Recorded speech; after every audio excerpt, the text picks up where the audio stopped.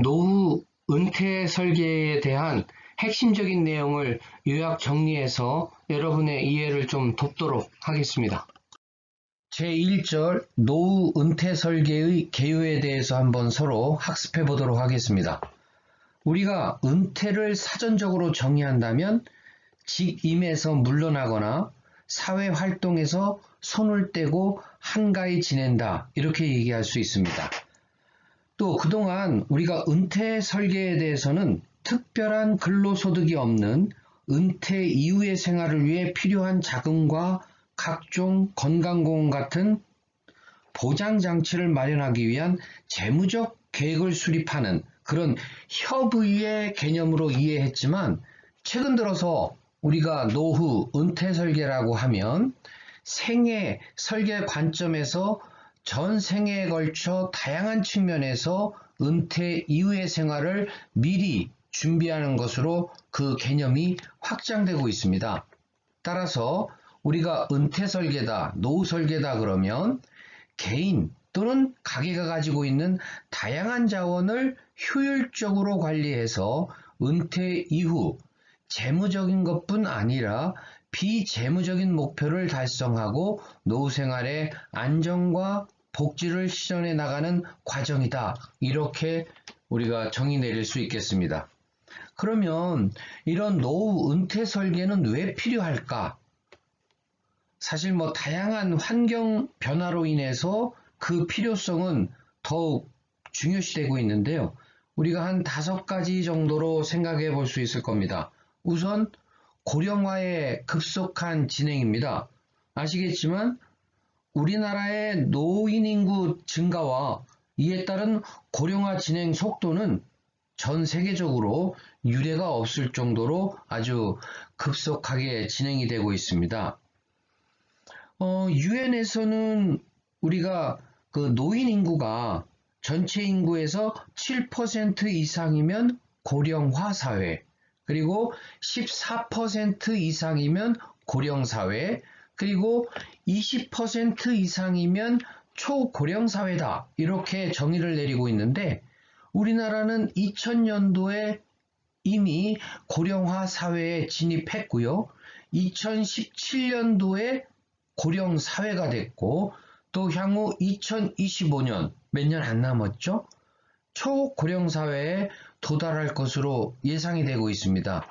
이처럼 세계에서 가장 고령화 속도가 빠르게 진전됐다고 보는 일본보다도 우리나라의 경우가 더 가파른 고령화 추세를 보이고 있는 겁니다.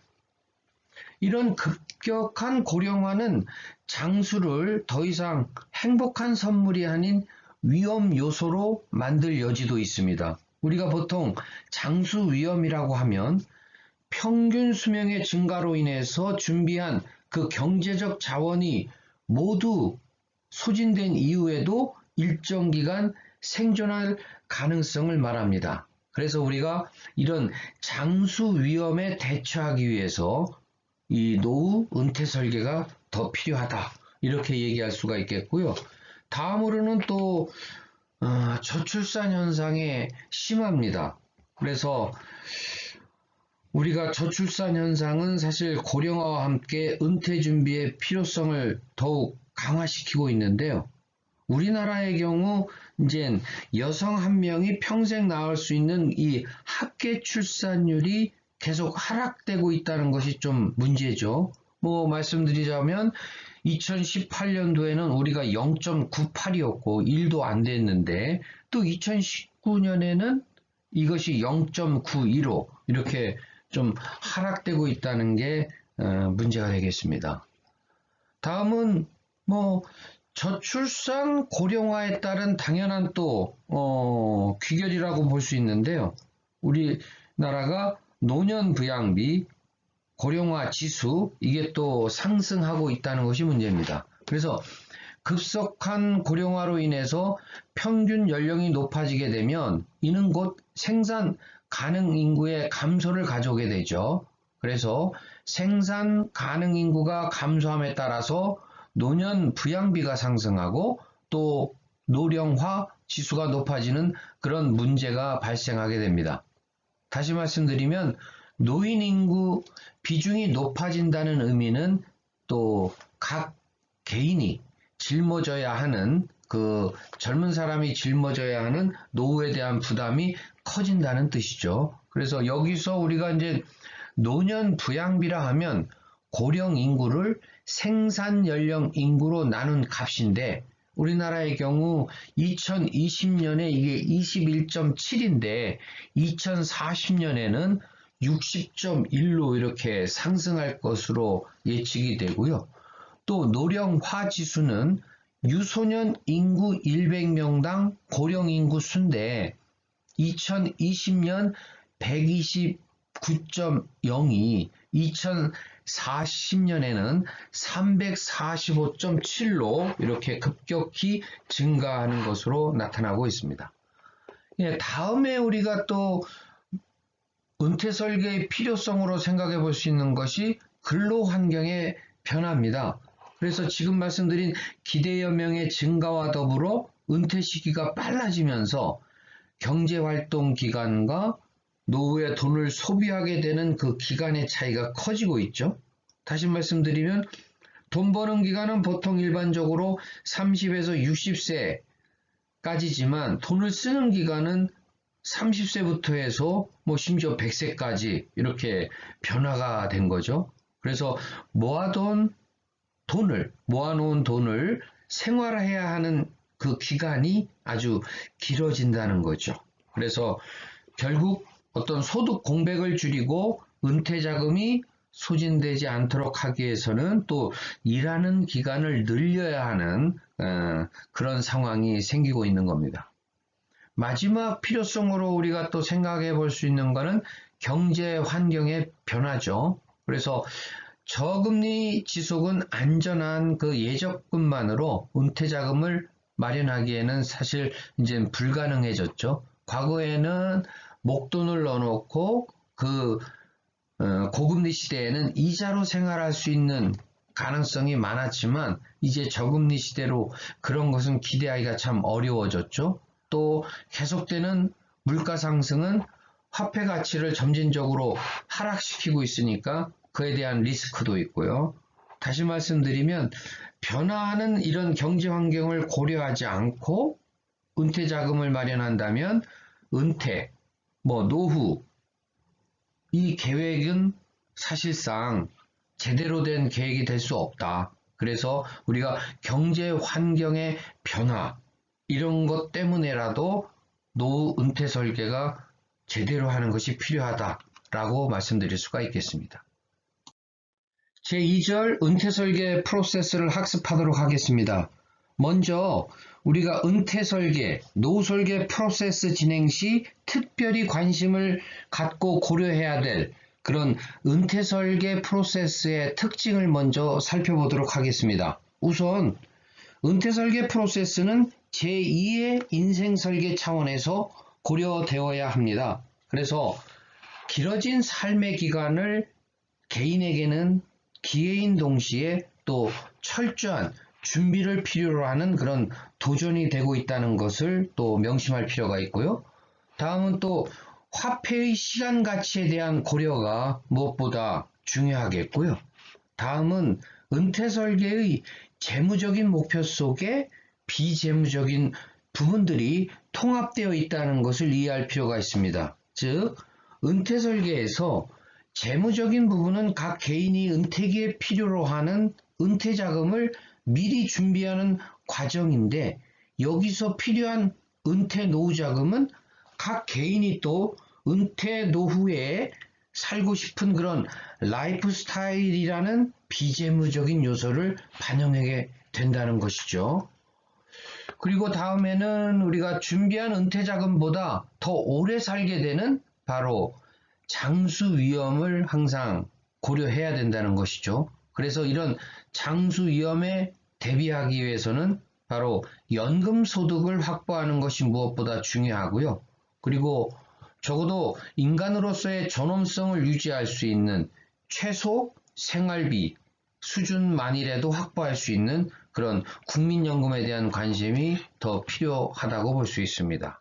그리고 또 마지막의 특징은 우리가 은퇴 설계는 한번 수립하면 끝나는 그런 일회성 계획이 아니라 인생의 전 기간에 걸쳐서 또 지속적으로 계획과 실행, 점검을 해가는 과정이다. 그래서 plan, do, see의 과정이다. 이렇게 이해하는 것이 중요하고요. 또 은퇴 설계는 각 개인의 라이프 스타일의 흐름에 따라서 변화하는 상황에 대한 지속적인 모니터링, 그에 따른 보완, 이런 것이 필요하다고 볼 수 있습니다.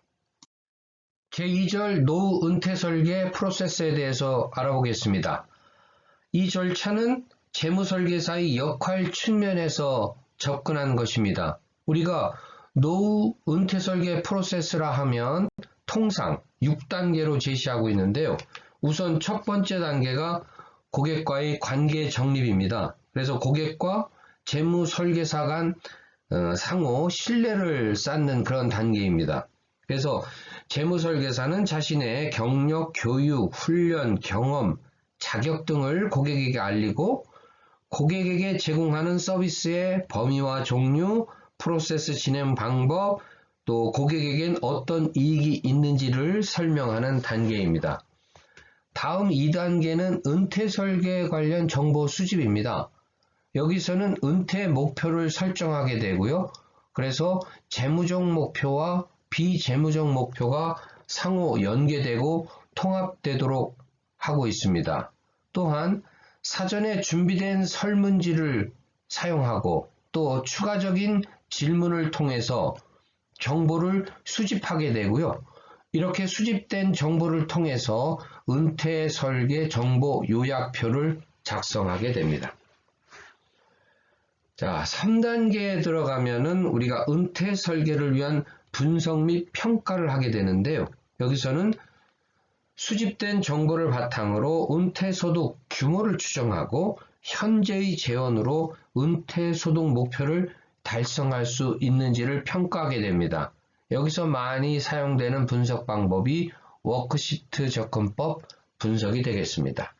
다음 4단계에는 은퇴 설계 제안서의 작성 및 제시인데요. 투자 계획을 수립하고 고객에게 제안하는 단계입니다. 여기서는 은퇴 자산에 대한 자산 배분을 하고 또 투자 포트폴리오를 구성하는 것이 목적인데 이 4단계에서는 아직 실제 투자 상품에 대한 가입은 이루어지지 않고 있습니다. 다음 5단계는 은퇴 설계 제안서의 실행 단계입니다. 바로 이 단계에서 구체적인 투자 대상을 선별하게 되고요. 그래서 제안서를 실행하는 단계입니다. 또 중요한 것은 각각의 투자에 대한 손실 가능성을 재무설계사는 고객에게 정확히 주지시켜 주는 것이 중요하다고 생각이 됩니다. 마지막이 6단계인데요. 고객 상황의 모니터링 단계입니다. 이 단계에서는 투자 성과에 대한 평가, 그리고 고객의 은퇴 목표에 대한 변화가 있는지를 파악하고 또 고객의 재무 상황에 변화가 있는지도 파악을 하고 고객의 투자에 대한 태도 변화가 있는지도 한번 조사해 보고요. 또 경제 환경과 시장 환경에 대한 점검 등을 통해서 이미 수립한 노후 설계 프로세스에 따라서 성립한 그 노후 설계가 이런 모니터링을 통해서 또 수정, 보완, 피드백되는 그런 절차를 거치게 됩니다. 제3절 노후 은퇴소득을 살펴보도록 하겠습니다. 우리가 3층 보장제도라는 말을 많이 하고 있죠. 좀 더 설명을 드려보면 대부분의 국가들은 국민의 노후 생활에 필요한 소득을 보장하기 위해서 국가, 기업, 개인의 이 3층 보장제도를 확립해 가고 있습니다. 국가 또는 사회가 보장하는 이런 국민연금과 같이 정부가 주체가 되어 국민들의 기초적인 의식주 생활을 보장하기 위해서 실시하는 공적연금, 이게 이제 국가보장 이렇게 얘기할 수 있고요. 다음 기업보장과 개인보장은 기업이나 개인이 주체가 돼서 노후 생활을 보다 풍요한 수준으로 향상시키기 위해 공적연금에 추가적으로 더 보완해서 준비하는 연금을 말하게 됩니다. 따라서 우리가 3층 보장이라 함은 노후 생계를 유지할 수 있도록 도와주는 사회보장적 성격의 공적연금을 가장 기초 기반으로 해서 그 위에 기업의 퇴직연금 제도를 바탕으로 한 퇴직연금을 쌓고 또 위에 개인이 추가적으로 저축하는 개인연금으로 구성된 체계를 말합니다. 이런 부분을 우리가 이제 3층 보장제도다 이렇게 얘기하고 있습니다.